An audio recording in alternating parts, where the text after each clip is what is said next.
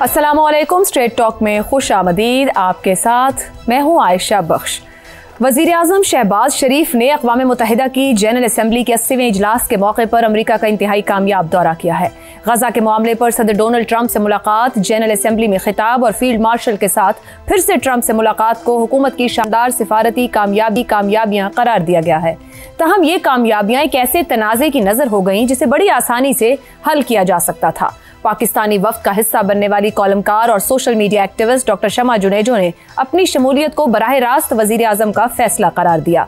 उन्होंने कहा कि वो कई महीनों से वजीर आजम के लिए पॉलिसी ब्रीफ्स, एडवाइस और निकात तैयार कर रही थी। अक़वाम मुत्तहिदा की तकरीर में भी उनका नुमाया किरदार था और उन्हें बाकायदा मुशीर के तौर पर शामिल किया गया। इस पर वजीर दिफा ख्वाजा आसिफ ने वजाहत दी कि शमा जुनेजो की उनके पीछे सलामती काउंसिल के इजलास में मौजूदगी दफ्तर खारजा की सवाबदीद थी। ख्वाजा आसिफ ने यह भी कहा कि उनके साथ होटल की लॉबी में तस्वीर बनाई गई, लेकिन वो उस खातून को नहीं जानते। बहुत सारे लोग मिलते हैं और साथ तस्वीर भी बनवाते हैं। उनका कहना था कि पाकिस्तान वापस आकर इस मामले से मुताल्लिक इंक्वायरी करवाएंगे। वजीर दिफा ने यह भी कहा कि शमा जुनेजो न वजीर आजम की स्पीच राइटर हैं और न किसी सरकारी पोजीशन पर हैं। वजारत खारजा ने अपने बयान में कहा कि जिस फर्द के बारे में सवालात उठाए जा रहे हैं वो पाकिस्तानी वफ्द की ऑफिशियल फहरिस्त में शामिल नहीं थी। यूं दफ्तर खारजा ने भी इस तनाज़े से लाताल्लुक़ी जाहिर कर दी। शमा जुनेजो के मामले की मिस हैंडलिंग के साथ साथ ख्वाजा आसिफ पर उनके उस इंटरव्यू पर भी भरपूर तनकीद की जा रही है जो उन्होंने बरतानवी नजाद अमरीकी सहाफ़ी मेहदी हसन को दिया। मुखालिफिन ही नहीं बल्कि गैर जानिबदार हल्के भी ये इतराफ़ कर रहे हैं कि ख्वाजा आसिफ इस इंटरव्यू में अपना मौक़िफ़ दुरुस्त और बेहतर अंदाज में पेश करने में बुरी तरह से नाकाम रहे। उन्होंने होमवर्क नहीं किया और ना वो हसास सवालात का तसल्ली बख्श जवाब दे पाए। इस इंटरव्यू ने इस बहस को भी ताज़ा किया कि क्या एक वजीर को अपनी वजारत के अलावा किसी भी मामले पर और हसास मौज़ूआत पर बात करने का मैंडेट भी होना चाहिए। वजह कुछ भी हो, ख्वाजा आसिफ का ये इंटरव्यू भी हुकूमती सुबकी का बायस बना। यूं एक तरफ वजीर आजम शहबाज शरीफ के दौरे को सिफारती कामयाबियों के तनाजुर में देखा जा रहा था, तो दूसरी तरफ मुतनाज़े बयानात ने इस तासुर को धुंधला दिया। असल सवाल यह है कि एक ऐसे वक्त में जब वजीर आजम आलमी सतह पर पाकिस्तान का मौसर अंदाज में पेश कर रहे थे, तो ऐसे मौके पर ऐसे मुतनाज़े और तजादात से भरपूर बयानात और इंटरव्यूज की जरूरत ही क्या थी और क्यों थी। इसी पर गुफ्तगू रखेंगे। पैनल में हमारे साथ हैं शहजाद चौधरी, हसन निसार, जैगम खान और रजा रूमी साहिब। प्रोग्राम का सवाल आप सभी के लिए। वजीर आजम शहबाज शरीफ का कामयाब दौरा अमरीका गैर जरूरी तनाज़ात और बयानात का शिकार, किसकी जवाबदेही होनी चाहिए? Zaigham Sahib, Jack of all trades बनने की कोशिश की ख्वाजा आसिफ। कभी ब्यूरोक्रेसी में, कभी दाखिला अमूर में, कभी हसास मौज़ूआत कहा जाए तो हाइब्रिड निज़ाम जैसे उस पर बयानात देते हैं, फिर तनाज़ात जन्म लेते हैं। हम अब एक इंटरनेशनल फोरम की बात कर रहे हैं। भले उनका ताल्लुक मियाँ साहिबजान से पुराना हो, लेकिन ये दानिस्तगी या नादानिस्तगी में उनसे हो जाता है। भले पुराना की क्या बात है, शरीफ साहिबान से ताल्लुक़ है तो है, फिर इससे बड़ी काबिलियत, इससे बड़ी डिग्री, इससे बड़ी सलाहियत हो क्या सकती है कि वो मियाँ नवाज शरीफ साहब के करीब हैं। इसके अलावा तो कायनात की हर चीज़ सानवी है। क्या वज़ीर आज़म साहब को पता नहीं था वो किस तरह की गुफ्तगू करते हैं, उनका क्या मिजाज है, उनकी कितनी गिरफ्त है फैक्ट्स पर, वो कितना जानते हैं, कितना नहीं जानते, कितना बैनुल अक़वामी मीडिया को हैंडल कर सकते हैं, कितना नहीं कर सकते? तो फिर उनको क्यों डाला गया इस डेलीगेशन में? इस डेलीगेशन में वज़ीर दिफा के जाने की ज़रूरत ही क्या थी? उन्होंने क्या करना था? और प्राइम मिनिस्टर की जगह उनको स्पीच करवाने की भी क्या ज़रूरत थी? स्पीच की तो आपने मेंशन नहीं किया, वो उन्होंने स्पीच भी ठीक तरह से नहीं की। ऊपर से फिर आप ये देखिए कि इस तरीके से ये लोग गए हैं और इस तरीके से मैनेज किया इन्होंने जैसे कोई देसी शादी होती है। एक ऐसे वक्त में जब आपकी गुड्डी चढ़ी हुई है, जब आप बड़े दिनों के बाद आपको चौधरी साहब पुकारा जा रहा है, आपने बस भर ली और लेके चल पड़े। और बस लंदन में रुकी, वहाँ कुछ सवारियाँ उतार दी, कुछ सवारियाँ चढ़ा दी, और नतीजा क्या निकला है कि एक जो आपकी एक डिप्लोमेटिक कू थी, जो एक बहुत बड़ी आपकी डिप्लोमेटिक अचीवमेंट थी, उसका एक हाई पॉइंट था क्योंकि यहाँ पे सारी दुनिया इकट्ठी थी, दुनिया की नज़रें आप पर थी, दुनिया के अहम तरीन मसाइल पर आपने बोलना था, उन मसाइल पर दुनिया की आपकी तवज्जो थी। फिर वहाँ ये मुतवक्के था, बल्कि ये चीज़ प्लान थी कि वहाँ पे अमेरिकी सदर से पाकिस्तानी वज़ीर आज़म की मुलाकात होगी, और फिर गैर मुतवक्के तौर पर उन्हें अलग से भी इन्वाइट किया गया कि वो मीटिंग करने वाशिंगटन में भी गए। यानी इतनी एक अहम तरीन एंगेजमेंट, मैं समझता हूँ बरसों के बाद کوئی اتنا اہم ایک وزٹ تھا اور اتنی اہم اس میں انگیجمنٹس تھیں اور اس کو انہوں نے اتنا ستیہ ناش کر کے رکھ دیا. میں ایسے نہیں ان کو 20ویں صدی کی پارٹیز کہتا. آپ ان کی مینجمنٹ دیکھیے, کیا یہ ماڈرن مینجمنٹ ہے کہ 10-20 لوگوں کا ایک ڈیلیگیشن آپ مینج نہیں کر پا رہے؟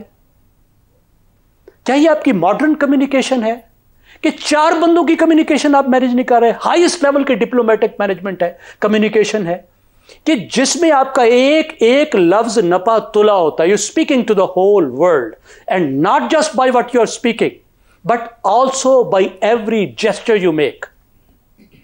آپ کی ایک ایک بات پر, آپ کے ڈیلیگیشن کی ایک ایک حرکت پر نظر ہے, آپ کے ایک ایک ٹویٹ پر دنیا کی نظر ہے, آپ کی ایک ایک سپیچ پر نظر ہے. نہ آپ ڈیلیگیشن مینج کر پا رہے ہیں, نہ آپ کمیونیکیشن مینج کر پا رہے ہیں, نہ آپ پی آر مینج کر رہے ہیں ایک اتنے سے ایونٹ کی جس میں 10-20 لوگوں نے جانا ہے اور اتنا ہائی پاور ڈیلیگیشن ہے. تو آپ کس قابل ہیں کہ دوسرے کوئی کر کے دے دیں اور آپ کو گھوڑے پہ چڑھا کے آپ کے سر پہ سہرا جو ہے وہ لگا دیں اور آپ کہیں لو جی ہم نے تو کمال کی تھا, 80 جتیاں جنگا, یہ سارا کمال جو ہو رہا ہے یہ تو ہمارے وزیر خارجہ کا ہو رہا ہے, یہ جو جنگیں جیتی جا رہی ہیں تو ہمارا وزیر دفاع جیت کے جا رہا ہے. تو یہ بیکمنگ اے لائبلٹی, اور انہوں نے یہ ظاہر کیا کہ لائبلٹی ہے. اب وہ بی بی شمع جنیجو کا آپ بتا رہی ہیں, وہ لندن سے ٹویٹیں مارنی شروع ہوئی. آپ ذرا ان کی ٹویٹیں دیکھیے. بالکل وہ جس طریقے سے اپنے آپ کو پورٹرے کر رہی ہیں, انہوں نے اپنے آپ کو براڈ کاسٹ کرنا شروع کیا وہاں سے اور ابھی تک وہ کر رہی ہیں. پاکستان کا فارن آفس کہتا ہے جی وہ ایکریڈیٹڈ ڈیلیگیٹ ہی نہیں تھی سرے سے. لیں جی, ایکریڈیٹڈ ڈیلیگیٹ ہی نہیں ہے اور وہ وفد کی اہم ترین جگہ پہ بیٹھی ہے جہاں پہ پرائم منسٹر نے سپیچ کرنی ہے, پرائم منسٹریل سپیچ ہے, اس کے پیچھے وہ بیٹھی ہوئی ہے. زیادہ صاحب ابھی تک اس لمحے تک حکومت پاکستان کا کوئی تصدیق شدہ جواب نہیں ہے, وہ کون ہے اور وہاں کیوں تھی؟ آپ اونرشپ لیں, نہیں تو ڈکلیئر کریں اس کو. دیکھیں ان کا کلیم کیا ہے. وہ یہ کلیم کر رہی ہیں کہ she has been appointed directly by the prime minister of Pakistan, اور وہ پرائم منسٹر آف پاکستان کو ایڈوائز کر رہی ہیں. وہ کہہ رہے ہیں کئی مہینے سے میں ایڈوائز کر رہی ہوں, اور وہ کہہ رہی ہیں میں پالیسی بریفز بنا کے دے رہی ہیں. اللہ کی شان, آپ دیکھیے وہ پالیسی بریفز بنا کے دے رہی ہیں, اسٹریٹجک انپٹس دے رہی ہیں. کبھی ٹویٹ کے علاوہ کوئی چیز آپ نے ان کی پڑھی ہے؟ کوئی انٹرنیشنل ریلیشن پہ ان کا کوئی مضمون پڑھا ہے؟ کبھی ان کو گفتگو کرتے سنا ہے ان موضوعات پہ جن پہ وہ کلیم کر رہی ہیں؟ ٹھیک, تو اس کو ڈینائی تو پرائم منسٹر کا آفس کر سکتا ہے نا. دیکھیے فارن آفس کیسے کر سکتا ہے؟ اب فارن آفس سے بھی آپ بیان دلوا رہے ہیں, آپ وزیر دفاع سے تصدیق ہو یا تردید ہو, اتنے وقت کے بعد پرائم منسٹر آفس سے بھی آ جانی چاہیے, جہاں پر سوشل میڈیا کے اوپر اس کے اوپر جنگ کھڑی کر رکھی ہے. شہزاد چودھری صاحب میں آپ کی جانب آؤں, کس بنیاد پر وفد کا حصہ بنایا گیا؟ دفتر خارجہ اور وزیر دفاع دونوں لا تعلقی کا اظہار کر رہے ہیں اور فوری طور پر اس لا تعلقی کا اظہار سوشل میڈیا پہ بھی کر دیا گیا. اگر تو واقعی تقریر لکھنے والی ٹیم کا حصہ ہے تو دفتر خارجہ نے انکار کیوں کیا؟ کیا تصدیق کر کر پتہ کر کر خبر نہیں دی جانی چاہیے تھی؟ یہ سب کچھ اتنے ایک اہم, آپ اس پہ میٹ پہ جا رہے ہیں یو این اور پھر پریزیڈنٹ آف امریکہ سے مل رہے ہیں اور اپنی کامیابیوں کی بات کر رہے ہیں, اور چھوٹے سا معاملہ ہائی لائٹ اور سوشل میڈیا پہ وہی سب سے بڑی بات ہے. مگر عائشہ یہ طوفان تو گھر میں ہی نکلا نا, گھر سے ہی اٹھا ہے, یہ گھر کا طوفان ہے. باہر کی دنیا کو تو نہیں پتا شمع جنیجو کون ہے اور اس کا کیا بکھیڑا پڑا ہوا ہے پورے پاکستان کو.